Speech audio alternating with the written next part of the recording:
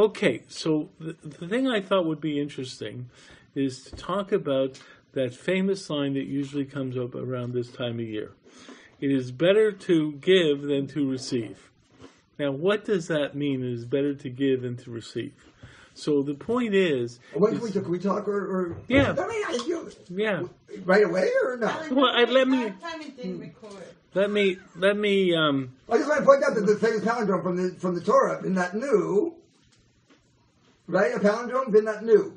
Bin not new is also about giving and receiving. When you give, you receive it. It comes back to you. But not new. Okay, both ways. Okay.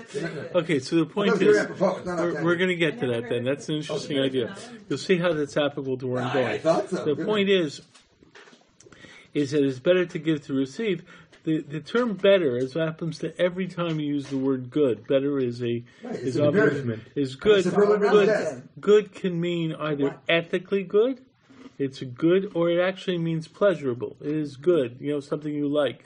So the thing is, when people use this term, it is better to give than to receive, they're not really implying it, to try and say it's ethically better to give to receive, because that's what everyone believes. That's the basis of this, of basic Western Christian thought, that it's, that the ethical thought is all based upon selflessness and giving. But the point is what they're also implying is that it is better to give. It's actually more pleasurable to give. It actually is a pleasure, and people who like giving have more pleasure in giving than in receiving. And that's a good thing. In other words, better to give than to receive is trying to get across it's actually more pleasurable. So that raises a very... Where are you getting that from? What do you mean? Because that's what people mean. Better is the imperative of good, and then based on that... And when they say it's better to give to receive, what they're saying is you'll have more pleasure. That's what you see from all the commercials about this time of year. Better to give to receive, it's supposed to make you feel better. You'll feel better doing this. You'll have pleasure doing this, and so forth. It's better to buy. No, okay. But the point is, the argument is better to give to receive is trying to say there's more pleasure in this. This leads to an interesting idea of why we do give. So what I want to look at is why we give and why we take, and basically look at the constructs of giving and taking like that. So the fact is, if it's better to give than to receive, and you're talking it's more pleasurable to give than to receive, you have to say that the human being has a drive to give, which is satisfied through the action of giving. Okay, and that's one viewpoint, in the sense that you have a drive to give, and therefore you when that drive is satisfied, you have a idea that it's better. You have a better pleasure from the satisfaction of that drive, and therefore the drive is not to give necessarily, but to have a response when you give. I think the drive is to give because somebody will say thank you. Somebody will say to you, "You made my life better." If you don't get that response, you won't give anymore in that circumstance. Okay, so that's no longer... You're saying it's not altruistic, that everyone has a... No, wait a second, that's an interesting idea. It's not a true altruistic... That's a true idea. The point is that you're basically saying that you want something back. There's a payoff. Okay, there's a payoff. The payoff may be in being said thank you or whatever. But I would say that there's also a drive to give, that people basically do have independent of it. I think that's part of the aspect of why, in other words, when you look at all these aspects of why people give or what the feelings are, the fact is that where you're getting at is why do people give, and you're saying that there may be a drive. So it's one of that drive. For many reasons. Not one reason. But the fact is there a plaque? That's right. There's all these drives. The fact is, this is all part of the issue of why people give.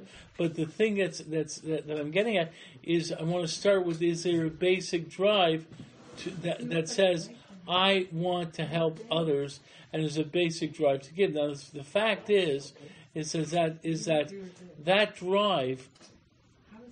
Are we going to discuss male and female too? Because there's an interesting aspect. I want to get to this idea about drives, but the truth is that is generally what is understood.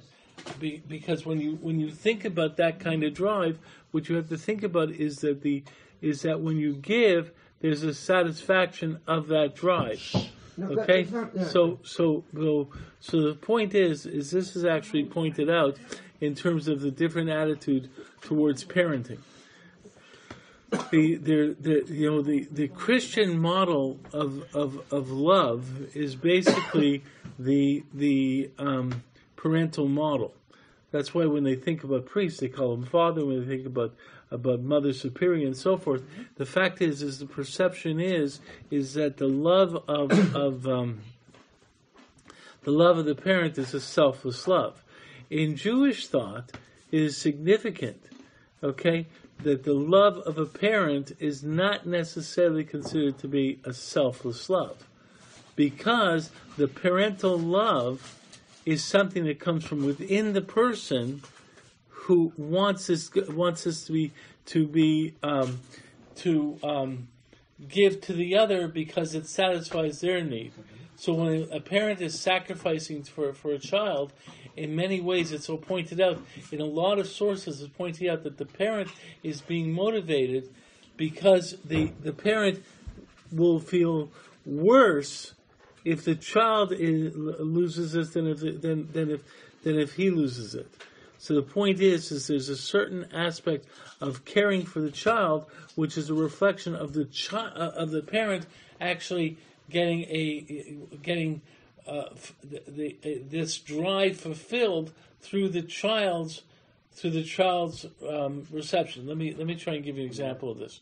The argument that let's say when you see let's say in that movie where what's that movie?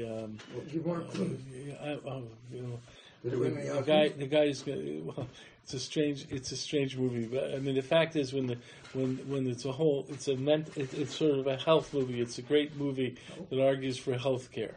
With that actor, I forget the name of the actor, with Denzel Washington, John Q. So the point of the matter is, he is willing. He says, "I'm going to give my son my heart," and he's willing to commit suicide in order to give the son the heart. So that's perceived to be a selfless act, which in certain ways it's true. Unless you want to commit suicide anyway. No, well, in certain ways it is. But on the other hand, the truth is that in his own aspect of his drive, it comes from within him, right? He wants his child to survive more than he wants him to survive, and more than he himself to survive. I am not going to bury my son. My son is going to bury Right. So the point is it reflects this. So the fact is that there is an argument that that there is drives to give, which look like they're selfish or selfless, but the fact of the matter is it comes from a drive. So one aspect of looking at this idea, if it's better to give than to receive, if you're saying that it's better to give to receive, that it's more pleasurable to give to receive, you have to say the human being has a drive and has some type of pleasurable return when that drive is fulfilled by giving. Now, the truth is that is one reason we give.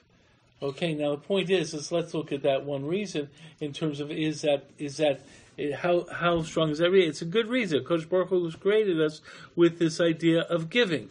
The fact that we have this drive, and the person, in fact, this is one of the aspects of Jewish thought, is the fact that we should take different drives and build upon different drives. For example, in Limud Torah, in the study of Torah, there's a lot of people who say that Limud Torah is supposed to be pleasurable.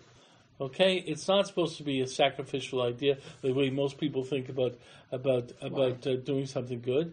The idea is Limud Torah is such a significant aspect of our lives. Of course, it would be understandable that God created us with a drive to study, a drive to learn, a drive to have pleasure. In Shabbos, when we done it in preface, we ask God to make it pleasurable for us. Because we want to bring out that drive.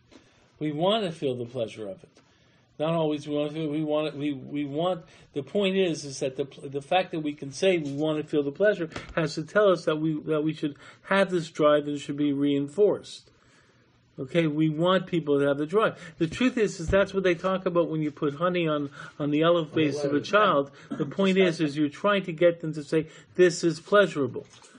In other words, the value of something. No, it sounds like it's not naturally pleasurable. That you have to do all these tricks to make it pleasurable. Or you have to bring out the study regardless. It's like from Sarah Ardra, where does that fit in? Okay, so that's an aspect of external reward. You're raising an interesting issue in the sense that there are I meant that the more you suffer, the more you break your teeth. Yeah, but the fact is there's two types of rewards. There's two types of rewards. One type of reward is the reward, like in psychology, is a distinction between it's called play and work. Okay? Work is when you get rewarded from something that is external to the act. Play is when the reward comes in from the act itself. So if you're playing basketball because you enjoy basketball, that's considered play. If you're playing basketball because you're going to get paid for it, that's considered to be work. The point is that in one way, that's exactly it. So in one way, there is a benefit in the joy we get inherent from the act, and that's supposed to be a certain type of benefit. And then there's another type of benefit, from Saragra, which is through the work that you put in, and that's why it really is the term work is applicable over there like that. Now, the point is, in terms of giving, okay, so you're raising really strong issues. Is the idea of the value in giving because you should feel the pleasure in giving, because we have a drive to give? Or is it the fact that really, even if you don't have this drive, you should still do it? Or is there something where there's other drives? What I'm going to get at is different aspect of drives. Yes, ma'am. Another question to incorporate: schar mitzvah mitzvah. Right, that's another idea of it. Schar mitzvah mitzvah in terms of that drive. Now, the truth is I want to deal with this idea of having a drive to give. Okay, the point is who likes giving. Now, who? Well, we're not born to drive to give because a kid is all ego. You have to. So, okay, at some point in time, then you get into the issue when the Yitzhak comes in, when the Yitzhak. But the fact is different drives and so forth. What does the drive develop? But the fact is I want to focus a little bit on the drive to give, the drive to give to others. Now, do we have a case? You're saying it's inherent, or we have to work on it because. It could be inherent. Selfish, basically. It could be inherent. No, it could be there's certain people who just like to give. So then that might be a lower level. If they're doing it because it feels good. I think there's a process of induction, though. In other words, yes, we start out very much egocentric. We're babies. We have to learn the ways of the world. Okay? But once you learn the ways of the world, given, let's say, B-flat parenting, we'll call it. All right? In other words, that there's not abuse of any major order, there's not, and it doesn't have to be, the highest academic level, somewhere in between, somewhere in the middle of that continuum. You have still a process of induction in order to learn about the pleasure of giving, right, the pleasure of receiving, and the relationship between the two. Okay, let's put. Going back to what you were saying before about having what you give received and received positively, and just thinking about what you were saying about the relationship between them and where giving fits into relationships, is that I think you have to make a distinction between giving and like tzedakah, where you give and like the highest level is nobody knows. Okay, That's another aspect. No, wait, let me finish my point, because and then a giving that develops a relationship, because Alan, the baby, might not have any selfless giving, but a baby does have a drive to relate, and I think that there is a certain giving in that. There's a certain smiling is one of the first aspects of that. And that is a giving. That's a level, that's a type of giving. It's not conscious. When you're, it's built into stimulus and response. What you're touching upon is what I want to develop, actually. Okay? The fact is, you're already touching upon where I am going to go in certain ways. But the fact is that even on you talked about whether it's inherent or learned or so forth, there's a Gemara that says, it's pretty good, more than the calf wants to suckle, right? The cow wants what? More than the calf wants to suckle, the mother wants to give. The mother wants to give. But it's beneficial for that mother too. Absolutely. So she'd get sick otherwise. Right, I understand that, but the fact is that there's so the truth is, I want. Yeah. Is there any with Adam and Chava when they're created? Do we see anything that would suggest that they are just by essence, in their essence, that humans are created with an essence of giving. Chava wants to share the apple and that. Okay. No, you said no. It's giving. She thinks she wants to share the mistake with. No, I don't think so. I think that's the knowledge. beautiful. She wants to share the knowledge. I think she thinks she got something great and she wants to share it with him. Okay. And then they realize it's not so great. What I want to say though is to say you're asking that question in terms of giving. Now I want to give another example. So we have to get to is an example of giving. Now where is there an example of an individual who absolutely has a drive to give? It's clear. Where? Who did you say? Avram Avinu. Where? A specific example. A specific example that shows the drive to give. By the Malachim. Right. So the fact is, Avram just has Milah. HaKadosh Baruch Hu says he's not going to have any Orchem because it's too much work and so forth and so forth. And what's Avram's feeling? He is depressed because he has no orchim. So the truth is here he is. He wants to be in a good mood, and the thing that will make him feel good is giving. Okay, so is it the act of giving, or is it the mitzvah of giving? But it seems there that it's the act of giving. Okay, now the truth is that the mitzvah is part of it. What is the mitzvah? Because the fact is that it seems to be that it's not, but it's not circum. So the point is, I want to look at that for a sec. That Avram is someone who has a drive to give. Now he's actually the personification of a Baal Chesed, of the Baal Chesed. He gets pleasure in giving. Now, how do we look at that statement in terms of giving pleasure in giving? So it seems to be that he was feeling bad, he had no guests, okay? And I don't think it was just the mitzvah. I think that, or maybe it came from the mitzvah. The point is he had a really strong feeling of giving. Now, it's interesting because... but how about that thing about mitzvah and la mitzvah, that you're right. What does it mean, mitzvah and lo mitzvah? And you're going back to the Fum Sarah? No, not. I'm going that it would be a higher level, the one who's not mitzvah to do it. That's not true. The one who is mitzvah, it's harder. Right. Because it goes against the nature, so that ties in with it. It's not so simple it goes against the nature. It's simple. But you say with Avram, so I'm saying... Okay, you're right. The truth, the fact is... so much already. Okay, so let's look at that for a second. There's a concept that says, why is it that someone who's mitzvah osa, why is it that someone who's obligated and does the mitzvah gets more schar than the person who's than the person who's not? The truth is there is another viewpoint. The fact is that was the maskana of that discussion, but the truth is there are people who say that the person is doing it because of their nature to get more. So the point is that that's what I'm saying. That's what I'm asking. Right. If it's their nature, then that's a lower level. So the point is to work against your nature. So the point is that the argument that goes back to the Yitzchak Rivka thing about when their prayers also who's on a higher level. He had a tzaddikim for parents and she didn't. So you know what I mean? Okay, this is really. You don't want participation. Okay, fine. Yeah, this is really interesting because when you bring up the Yitzchak Rivka idea. Yitzchak,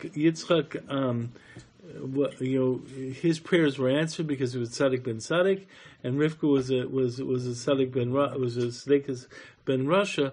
Then her prayers were answered because the Tzaddik ben Tzaddik is greater than, it seems to be greater than Tzaddik bas Russia. The truth is that's contradicted by another Gemara. But Makam Shabbat Tshuva and Homemade ain't Tzadikam Yachol. So the truth is, what does that mean in terms of that idea? I remember hearing a shir in Eretz Yisrael. Who was it from? No. What was it? He was the founder of Chappelle's. Sharpman. No, not sure. He worked. No. He studied by Piaget in terms of psychology. Who was it? Really? Who was he? He was for years. Years he was the mishkiach at Keren B'Yavna. He was a very big. What was his name? I can't believe it. But the fact is that he pointed this out in the shir. That it's actually, everyone talks about Makam Shabbat Shavim and Said Gabriel Chalamot, and then there's also the issue of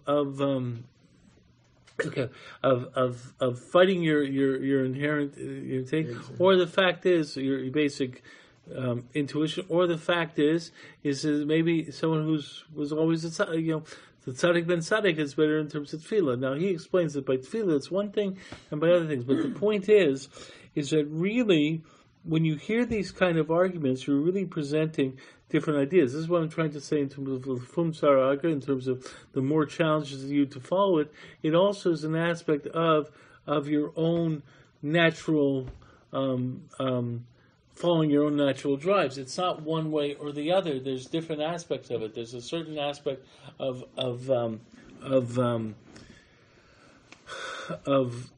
feeling of following your inherent being, and there's another aspect of challenging it. The statement by Mitzvah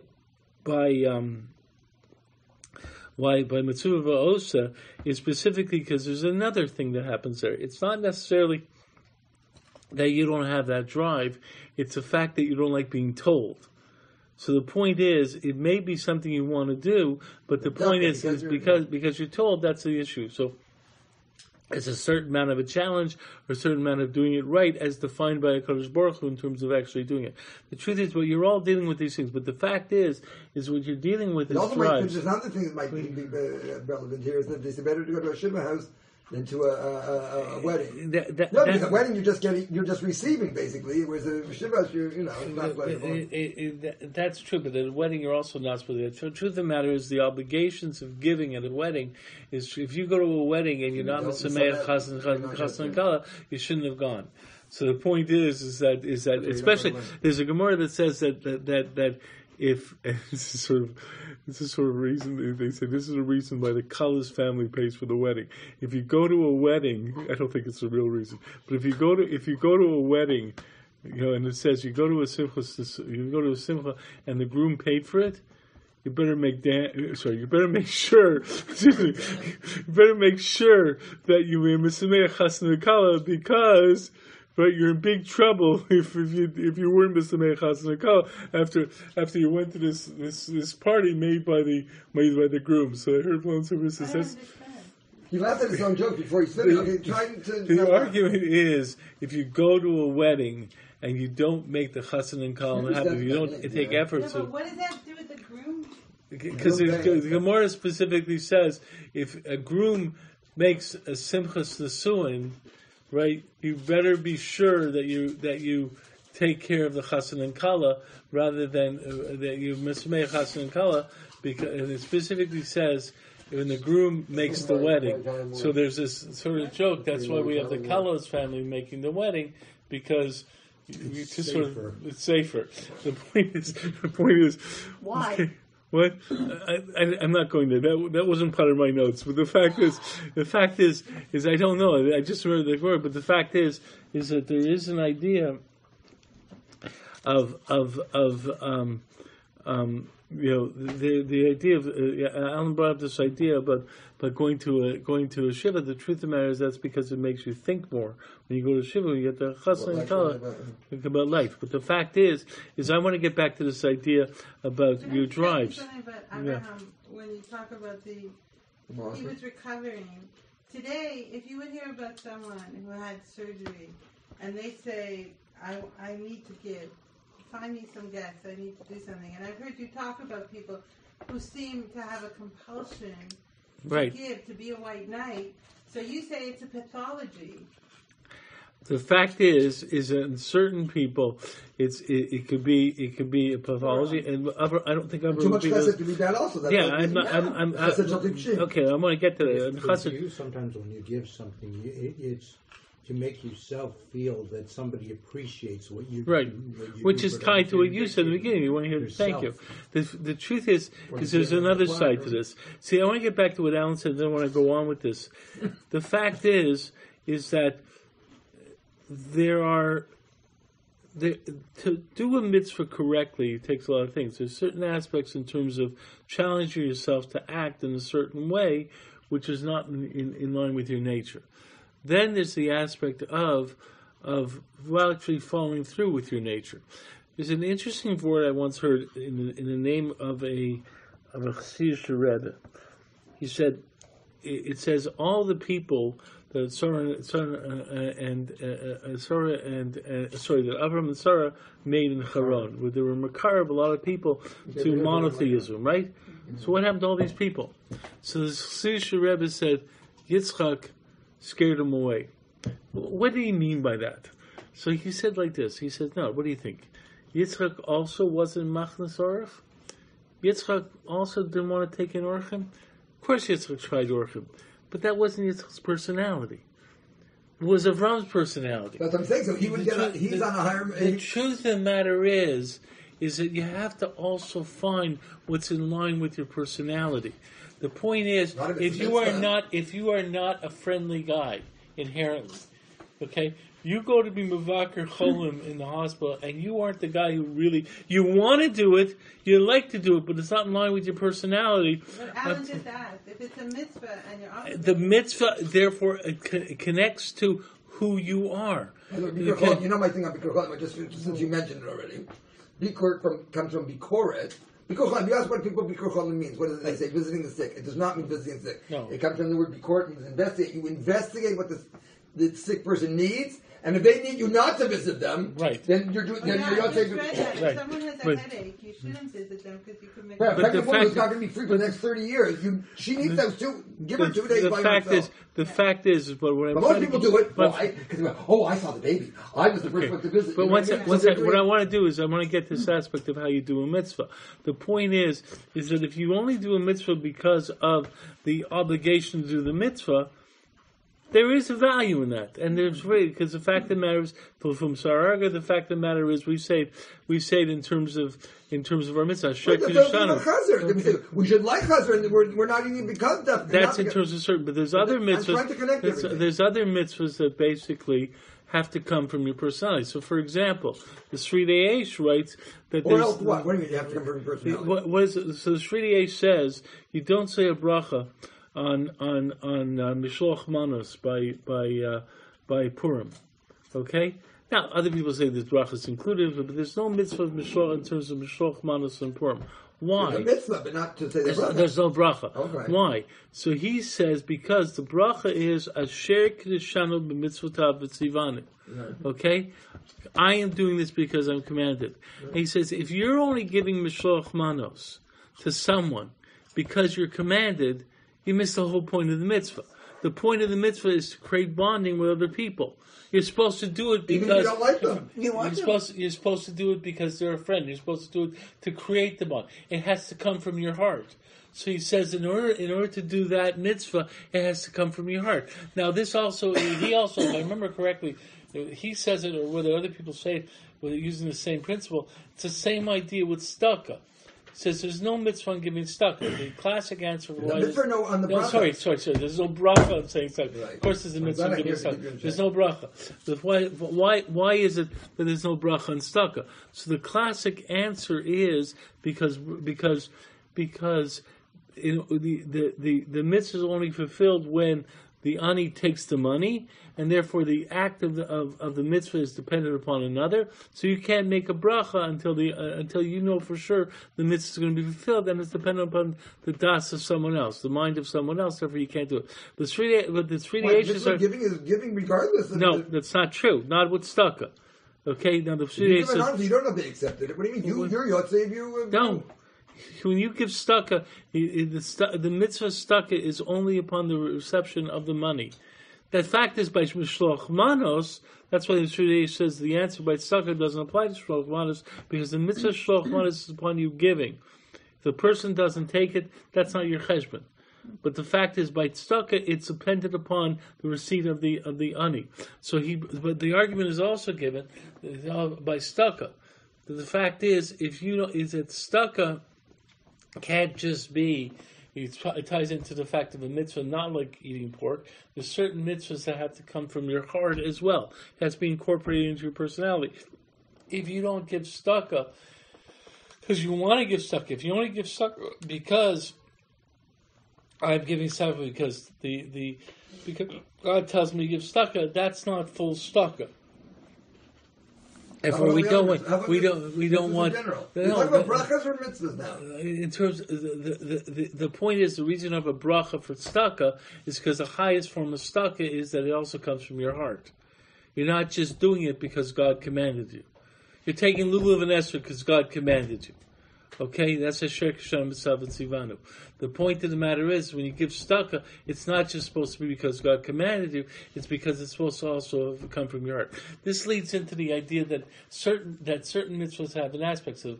So the point is, and therefore it comes to certain ideas that there's certain mitzvahs that basically. This is for you, this is your mitzvah, that's your mitzvah, that's your mitzvah. So the Bikur Cholim, for example, when you visit the sick, if you're not a person who's going to make sick people feel better, it's not your mitzvah. Okay? The fact is it has to come from your personality. Okay? There's obviously different types of people and different types of aspects. Now, Just thinking back about But these aren't things. we all commanded?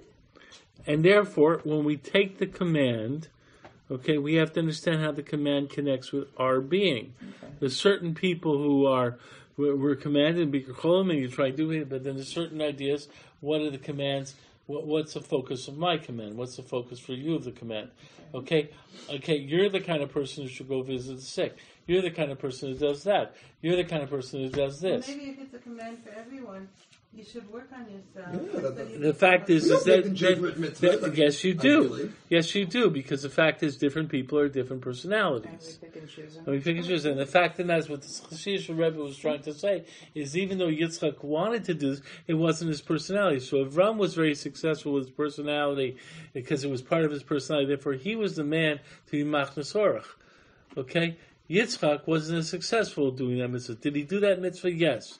There's certain situations where he did that mitzvah, but the point of the matter is he wasn't able to mikar No, but people what I'm because of his saying is, personality. If this is if to be a whole person, to be a person who can The wholeness is interesting because then you get into the issue is the wholeness a communal wholeness or an individual wholeness? The point of the matter is, Individual is always a part of the community. so therefore, it has to be a in terms segment in terms of that, if you have a community, it would be okay. You're the kind of people who should be involved in being home. You're the kind of people involved in this. You're the kind of people involved in that. But if you're supposed to be the scholar and you're a scholarly person, it's actually a waste of talent for you to go and visit the sick all the time. You know, it's an interesting world in terms of the rabbis. Okay, rabbinic jobs now involve visiting the sick. Okay, Rabbi Emanuel Jacobowitz in his work on Jewish medical ethics pointed out that in the 1800s, if you told the Rav in the city they had to go visit, yes, if someone he was very close to was in the hospital, needed to be visited sick, yes. But do you think the rabbis visited the sick? No, the rabbi's job was to paskin and learn. Okay. There are other people who can visit the sick, especially, and the rabbi may not be the kind of person to visit the sick. Now, are you supposed to have these things? But the truth is every human being has their own personality. Now, I want to go back to Don't learn from the Akedah that because Avram was pure Chesed, it had to be balanced. He was running amok with Chesed, and that's why God had to bring the Akedah the test for him. So the fact is, there are. Or when he says that he just made a brit with Abimelech, you have no business making a brit with the land that I promised you, and that's why they say that it came. I'm listening very carefully, and I want to build on Naomi's statements because I thought it was very relevant. Yeah. Thank you, Naomi. Thank you. Are you just saying it to get a compliment from Naomi, or you sound like you're sucking No, up? The smile? But no, if we're trying to judge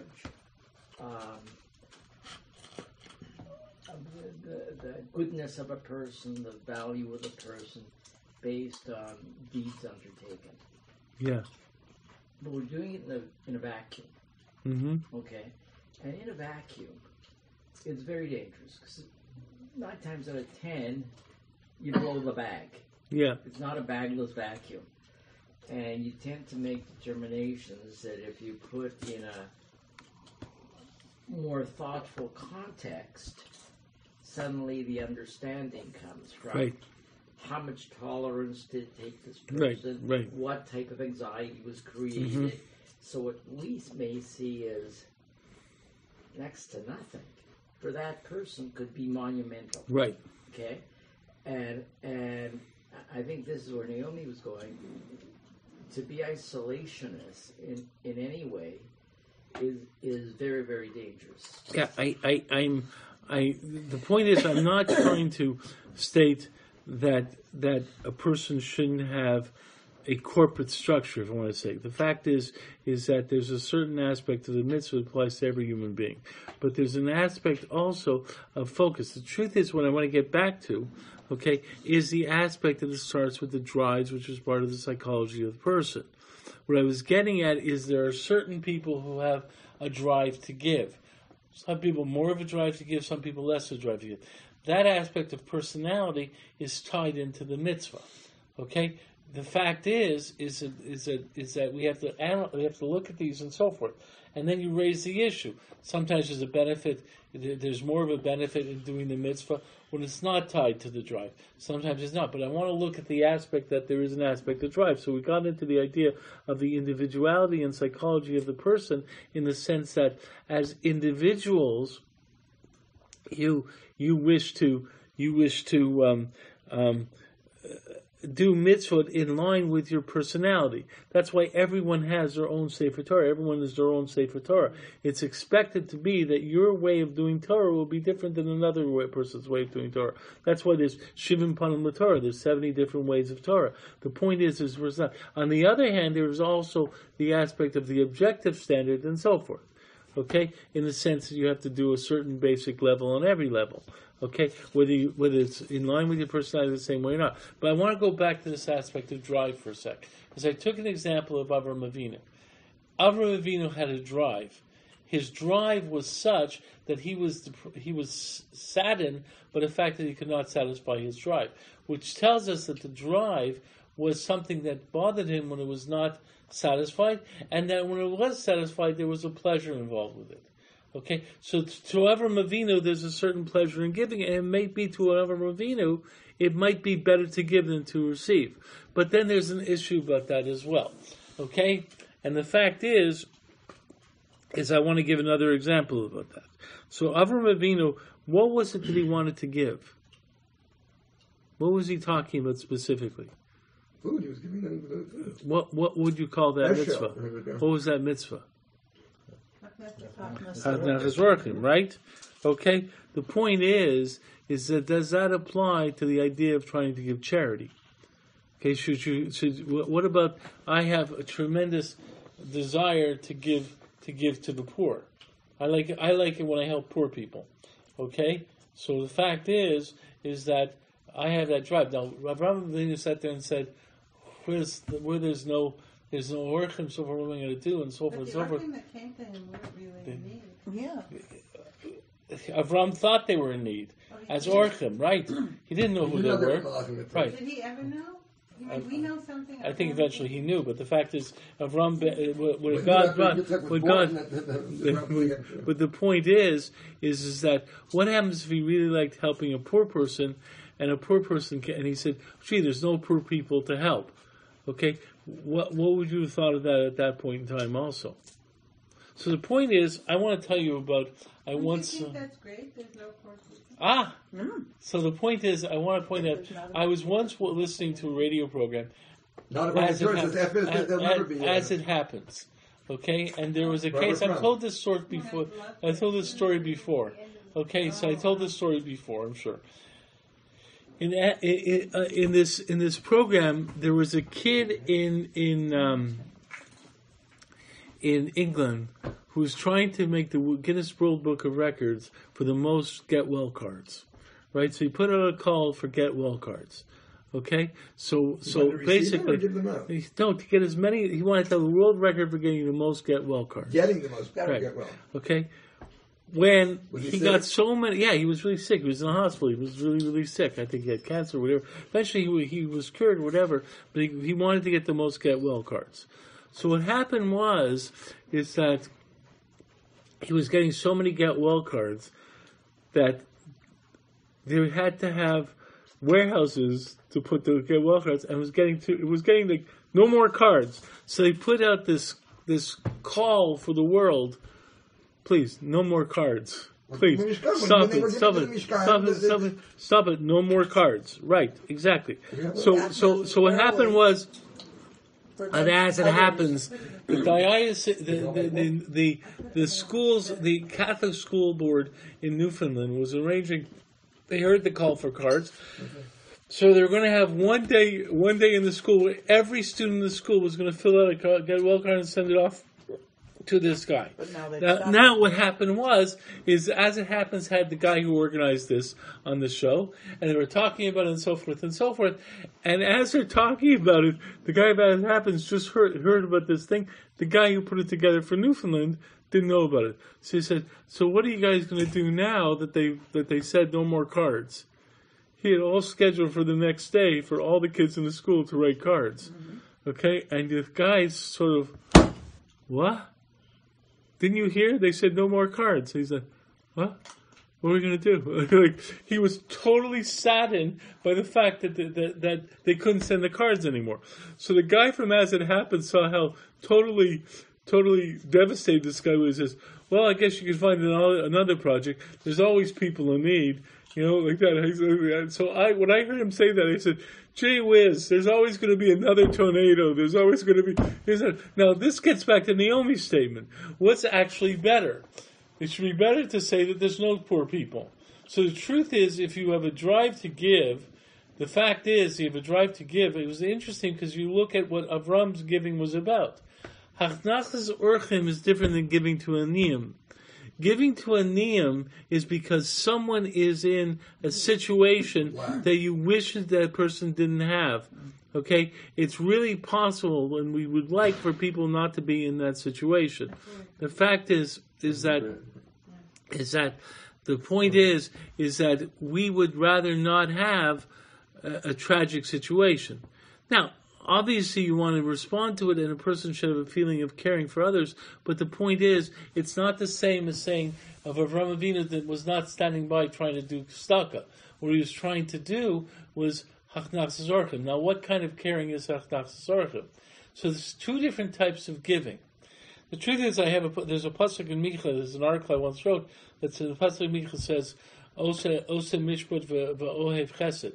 The fact of the matter is you want to do justice, but the point is you want to love chesed, but you want to have it that you don't really have to do charity.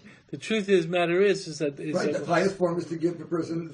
No, wait a second. That's jumping ahead 1 second. Before you get that, the highest thing is that there should not be a need to give. No, not according to the Torah. The Torah, no. Then they would believe in communism. No, that's not true. There'll always be an Evyon. There's another pasuk.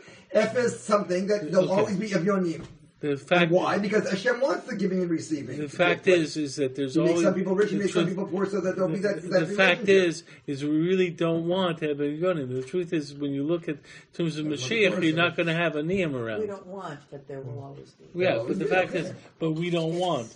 The truth of the matter is, you really don't want. The point is... Hashem set it up that way on purpose. Man can't be without woman, the sky can't be without the heavens. But the fact... No, you see, there's two different types of... That's what I'm getting at. Well, there's two different types of needs. One type of need... necessarily coexist, and they bump against each other. No, wait a second. There's two different types of needs. There's the need... What I'm trying to point out from this aspect of chesed is that the fact is that if you there's a concept in halacha that says that, let's say there's someone there's stuck at there's an act of chesed that has to be done, and you're sitting and learning. If someone else can go do that chesed, you just let them do it because I'm learning. The truth of the matter is that on a certain level, you should really want to say that the greatest act is me doing learning. Is learning and being able to take care of my learning and so forth and so forth. Rahman Why is that learning that doesn't lead to action is not the situation should be that there's no one in need and you can sit and learn, and that's ultimately and therefore that would be great. The point of the matter is Rahman al-Islan. The point is Rahman al-Islan. Okay, if I have to respond, I respond. And the Kodesh Baruch Hu may have created the world like that, but it's Rahman al-Islan. But the point is, but the fact is that there's another type of need. And that's the need that Avraham Avinu is talking about. Get to the lechem, what's it called? The lechem kisuf, the bread of shame. The point of the matter is, let's jump ahead. Let me finish with this idea. What's happening is that this idea of what Avraham Avinu is talking about something different. That is a communal need because of the fact that we are a community and no individual lives alone. So the point is that as long as we are a communal society, there's certain needs we have of each other. The point is you're right. If you want to have a child, right, you have to have two people have a child. The point is that there's certain ways where we have to create a community. We want to talk about communism and create a community, and therefore we have to work together. If we're going to build a building, we can't do it by ourselves. We need to come together and help each other out. And therefore, that's an aspect of giving. And that's really what Rabbi was saying. There's going to be traveling, so people need places to stay along the way. They need to. Therefore, the fact is there's a need within the communal workings of society that says we have to help each other out.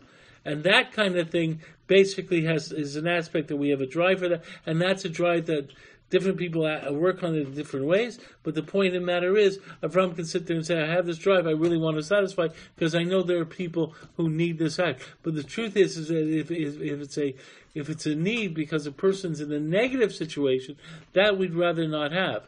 But that doesn't mean that we don't want to help out other people. Now the truth is this really ties in terms of tzedakah, okay? In terms of what Alan was trying to say, okay? The truth is it really ties in terms of tzedakah on a different level. The fact is, what is the highest level of tzedakah? The highest level of tzedakah is when you give a loan. Now, why is that so? Now, this is going to get into this aspect of receiving. There's two different types of receivers. There's the receiver who basically says, I need your involvement because I'm involved in the give and take of creating a community. So I need you to give, and I'm also giving, as I take. So the point is that there's an aspect of giving and taking in terms of our relationship. When you give someone a loan rather than giving him charity, but you're basically saying is I respect the fact that you want to also have your involvement in the world. And where does that come from? Because you don't just want to take, you also want to give. And if you're given the opportunity with a loan to build up your own ability, you will be able to participate in the human dynamic. Okay. Are you talking about bread of shame at all, or no? It's very relevant. I just did that. But the fact is... You might as well also talk about the timely Egla Arufa. Okay, one second. No. What happened? No, they were warning. That wasn't about that. What happened? They warned him it was dangerous to go. Okay. And then he didn't listen. Okay, the fact is that... One sec.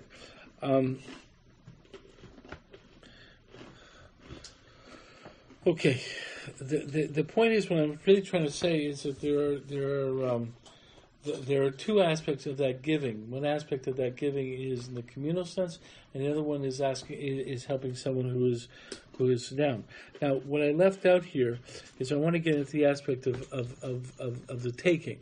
The point of the matter is, in the communal aspect, you got to take because it's a give and take.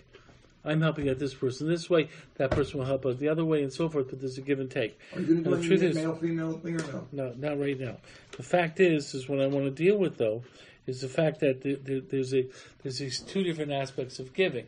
One aspect of giving is helping someone in need, which is a tremendous mitzvah, and the other, helping someone in need where you wish they didn't have this need, and the other one is helping someone with a need because their need is part of the communal need. They're taking steps in terms of the communal need.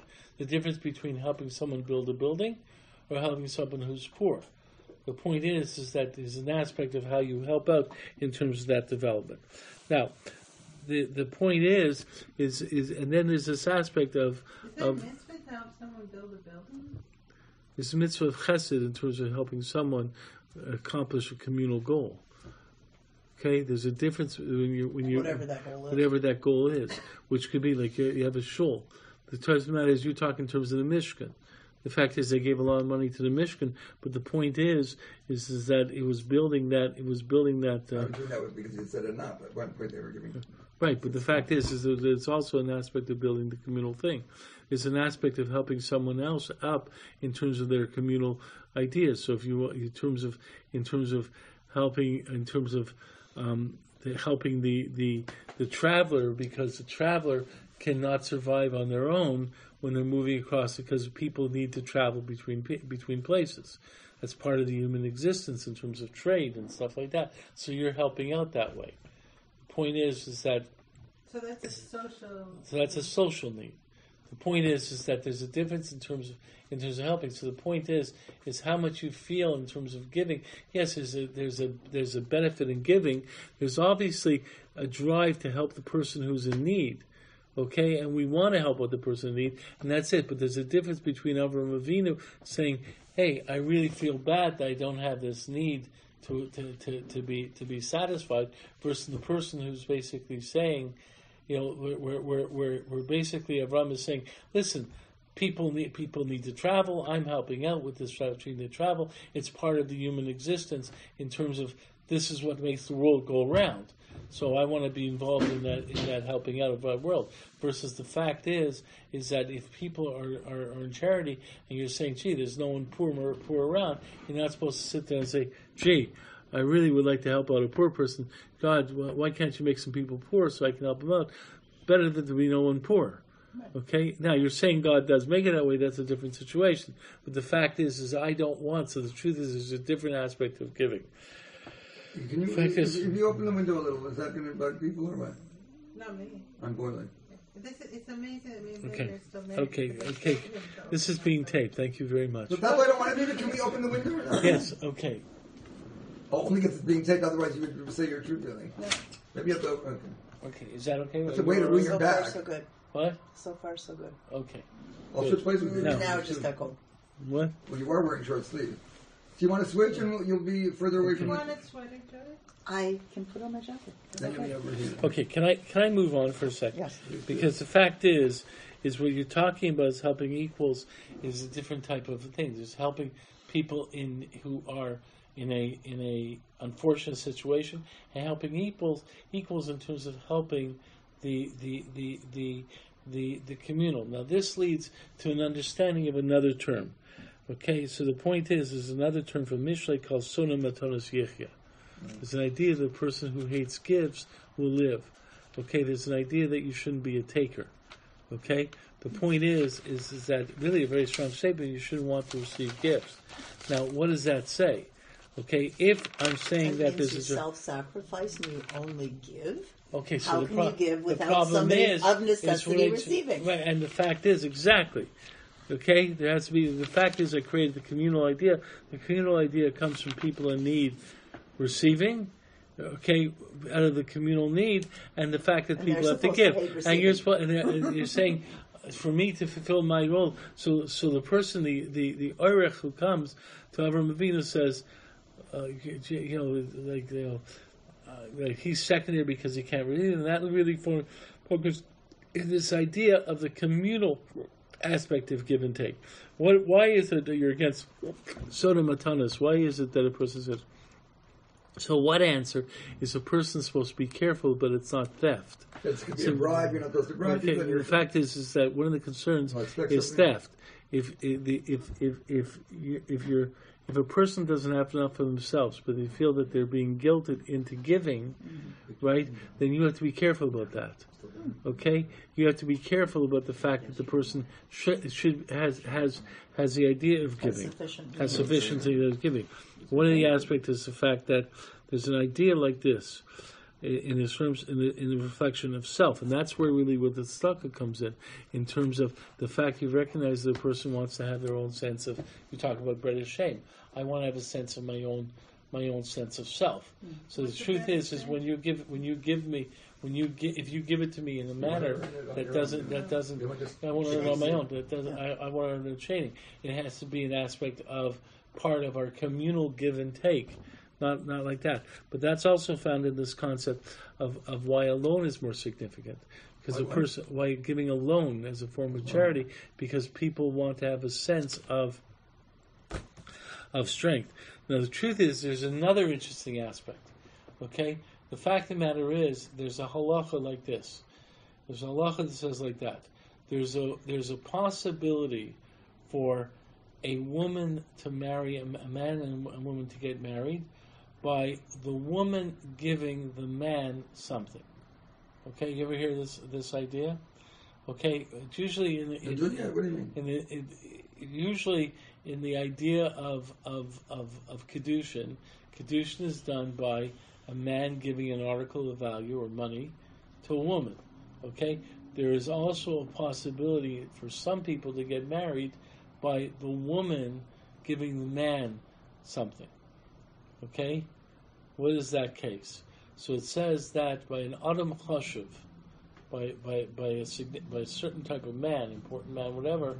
Okay, a woman can marry him by giving him something. Why? Because an adam chashuv doesn't take gifts so easily. Okay, and if the man, and to the value and the hana, the pleasure that the woman gets in giving the man the gift, in the sense of being honored by the man taking the gift, and it has some kind of monetary value in the man in the man receiving the gift, that's a kedushin. It's not that the woman giving the money is in the pleasure that the man is giving, the monetary value of the pleasure that the man is giving the woman by the fact that he accepted the gift. That can be considered to be kesef kedushin. That considered to be kesef kedushin. Now, what does that mean? It means that there's an idea where if you receive something and a person is honored by the fact that you receive it, okay, or that also has value. The point is, in give and take, this is the aspect of communal. Truth of the matter is, if we understand this aspect in terms of give and take, in terms of development of the communal bonds, then there is some value in the give and taking process. It's not better to give than to receive, and it's not better to receive than to give. It's better in terms of the connection between people. And the fact that we should connect between people. There are times where I give. There's times where I receive. There's times where you get benefit in my receiving. It may even tie to what Naomi said beforehand in terms of the smile. The truth of the matter is that it's not just selfish and selfless. It's a development of a bond.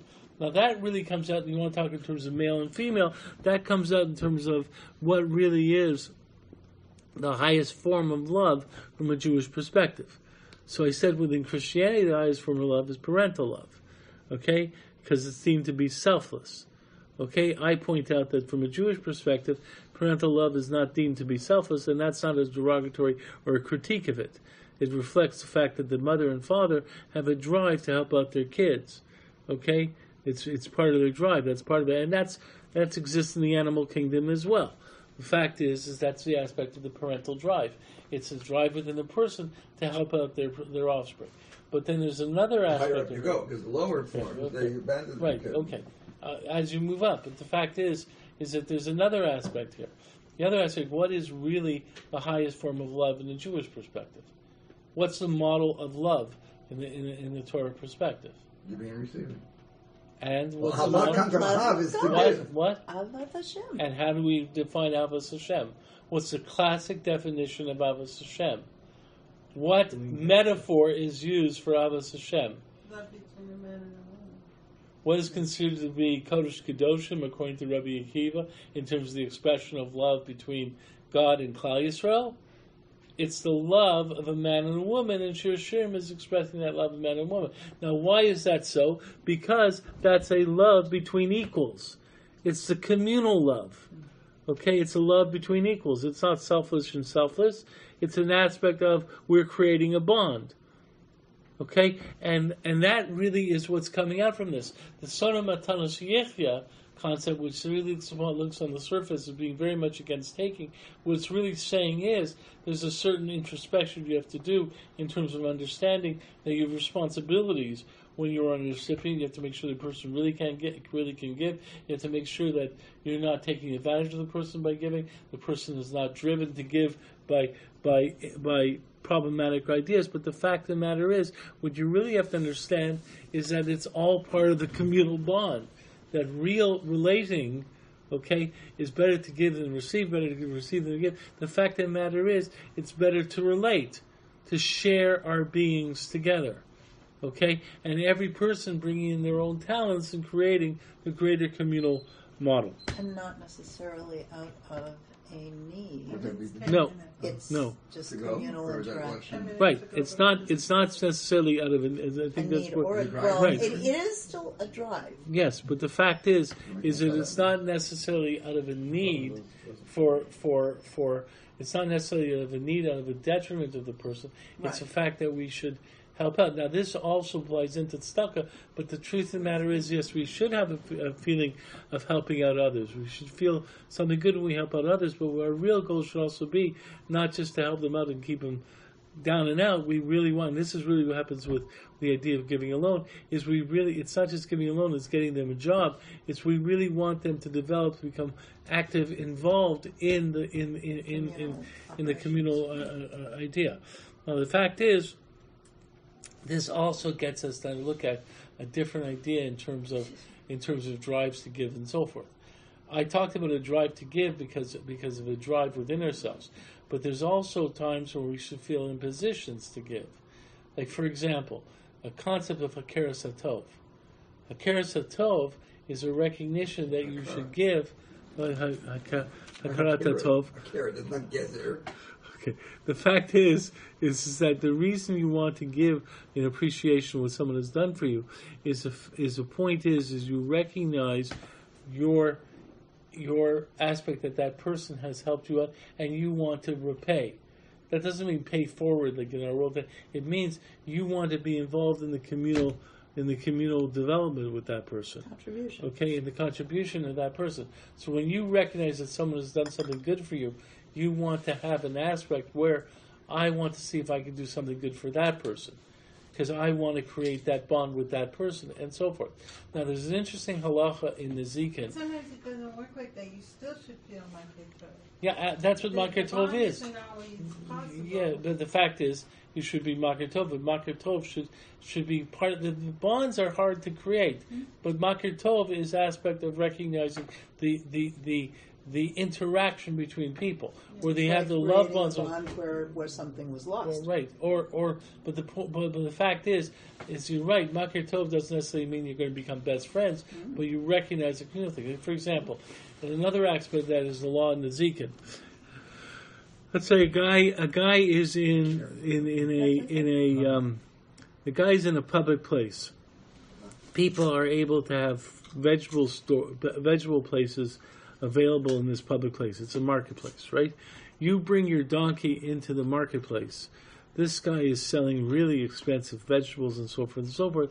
Somehow you're not watching that donkey, and that donkey goes over and starts eating this guy's stuff. Okay? So the point is that you're responsible. Are you responsible for that donkey? Now the truth is, if you're not allowed to bring donkeys in there and so forth, that's a problem.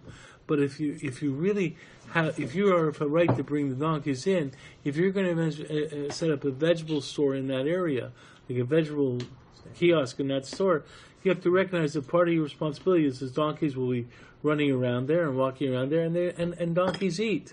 So the truth is, in halacha, if you are in a public place and you want to put up, if you want to put up a vegetable kiosk or stand, okay, you have to accept the responsibility, okay, since donkeys are in the public place, it's not the obligation of the donkey holder to necessarily put the muzzle on the donkey. No, because that would be Tsar Balei potentially too. Whatever the point is, it's your responsibility to protect your vegetables. Right. Okay?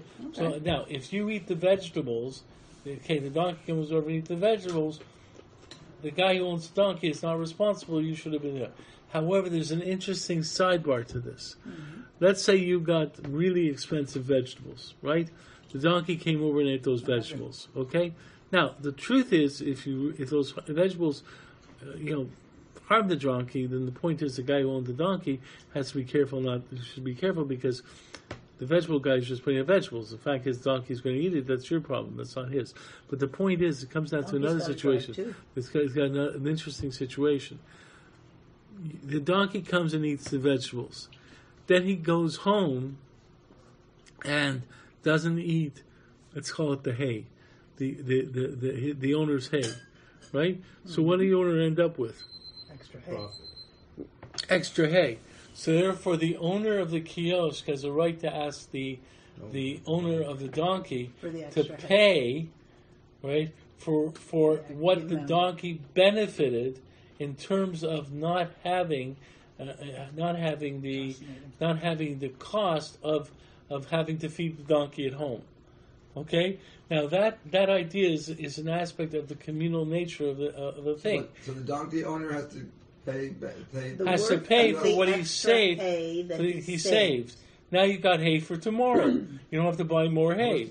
As a result of the donkey eating in the marketplace. So he's not hungry when he gets home to He's eat not hay. hungry. There's So then what? extra hay, which Yeah. then is potentially held over for tomorrow, and it's a benefit, and he's got Benefit extra. to the- And the owner of the fruit and vegetable stand, with its mahadran fruit and vegetables, can ask the owner of the donkey the benefit amount Right. that he has for that Right. day in the extra hay that the donkey Right. didn't Now eat that- as a result of eating his vegetables. The fact is what this. Fascinating. Why am I pointing this out? Because I'm trying to point out the fact that giving and taking, we have drives to give, we have drives to take. We have drives to care for others, we have drives to take care of ourselves. This is the way God has created us. The truth is we need drives to take care of ourselves because we're given responsibilities. I'm doing a whole share on Sunday Sunday morning, and I pointed it out that rights go with responsibilities. If you're given responsibilities, you have to have rights to be able to bring about those responsibilities. So if I'm told by God that I have to do certain things, I have a responsibility to develop the possibilities that I'm able to do it. Okay. The point of the matter is if Adam Rishon is told go and take over the world, he has to have the rights to do what's necessary in terms of building up the world. The point is we are all involved in that. The thing is, and that is involved in give and taking. We have responsibilities to ourselves. We have responsibilities to our communities and so forth and so forth. But the point is we have responsibilities also to others, because there, not just because there's others. The fact is, there's one aspect is Lefum Shara Agra, because there's a mitzvah God wants you to take care of others, but also because God has created us with a caring for others as well. Does So the the point man of have an obligation to go back to the vegetable vendor and say, I saved this and this much on hay, I owe you this? you'll say it's an interesting question. The vendor has the right to that, so most likely the guy could go back and say, I'm entitled It's to this. always, I thought always the person who has, it's always on, the obligation is always on the person who's owed money to go and say, you owe me money. Right. As opposed to the person offering, here's what I potentially owe Right. you. Unless it's like stealing. Yeah, If the you tell fact him is, that it for wouldn't be. stealing, then he would be obligated. Yeah, but I don't think it would be like stealing. He may not have known that the donkey ate it. But the truth is, if he knows the donkey ate it, he might go over that. That would be the right thing for him to do. Say, You I just paid keep him. the donkey out of the marketplace. Well, Yeah, that's what he Why should have not? done. That's what he should have done. The point of the matter is what he should have done. But what I'm trying to point, what's my real point? I Of mean, what The I'm, reason I asked you that question is Yeah. because when you start to turn the act of giving or taking, I guess, into something that seems so legal, Mechanical. Yeah, mechanical is the word, right? So suddenly it seems deprived of the. You kept saying you have to It's have heart. deprived of You its have soul. to have the. but the fact is when you break it down into what you're saying, the mechanical parts, begin to understand. What you begin to It's your word, mechanical. But what you're really beginning to see is the fact that it's part of a larger structure. Mm-hmm. The point is that giving and taking is part of our communal experience. Mm-hmm. The point is that, and therefore it gives value to who we are as individuals and who we are as part of the greater communal. Including in the the point is mechanics. when you think in terms of selfish and selfless, the point is you're not thinking of a greater unity. You're not thinking of a greater whole. Mm-hmm. The point is, and in many ways, you have the person who's selfless who thinks I need to have someone who I need people who are selfish in order to me to give so I can be selfless. The point is you're not really thinking in terms of the whole picture. What you really want is people being involved in in concern for self. But even the selfishness, when you say the highest form of selflessness was children, but people with children, it was an economic. They wanted in their old age that they'd be taken care of. So no one knows the selfless act. By the way, I didn't say it was the highest form of selflessness. The truth of the matter is that it's interesting you say that because you said that the model for them is the mother and child. That was true. Both to us was that's the way people talk about it in terms of parenting. That's what's the model. But the fact of the matter is, people also wanted people to care. But Judaism is very honest about that. You know why you say a bracha tova meitiv on the birth of a boy? It's a whole big issue what you say on the birth of a girl, right? So the birth is it's Chafetz Chaim. At least says you say shechianu, but the same way you haven't seen someone for 30 days, you can say shechianu, right? Or tova meitiv or whatever. But the point is, you can say shuvah. But on the birth of a boy, you're allowed to say tova meitiv. I mean, he said not shechianu. Yeah, no. When do we say tova meitiv about a kid? Okay, the point is on the birth. Where do we say that? Where do you say? I never heard that. A person on hearing the birth of a boy can say on the hearing on a person himself can say a tova meitiv in terms of response to birth of to his own kid. You can say. What do you mean? In terms of responding to the birth of a daughter or seeing his daughter for the first time, he can say shechianu according to the Chafetz Chaim. Okay, but the question arises: can you say tova meitiv for a girl? So the point is that a lot of people say they can say tova meitiv to a boy, but you don't say tova meitiv to a girl. Now, why is that so? Okay, so the answer is given is because the way it was back then is when you had a boy, you had someone who would take care of you in old age. The girl would go live with her husband, with the boy's family. The point is, there wasn't, but tova meitiv, and therefore what you're saying is a bracha in the sense that I have someone who will take care of me. The point is that I'm. This is but the other expression is a son is a son until he takes a wife. A daughter is a daughter. That's not the halachic idea. The point is that the point is it leads into this idea that there's selfless. The way I said in terms of a parent having this drive to take care, does that take away from the love of a parent for a child? The parent is willing to sacrifice for a child, but at the same point, they're driven that way. Does that take away from the caring?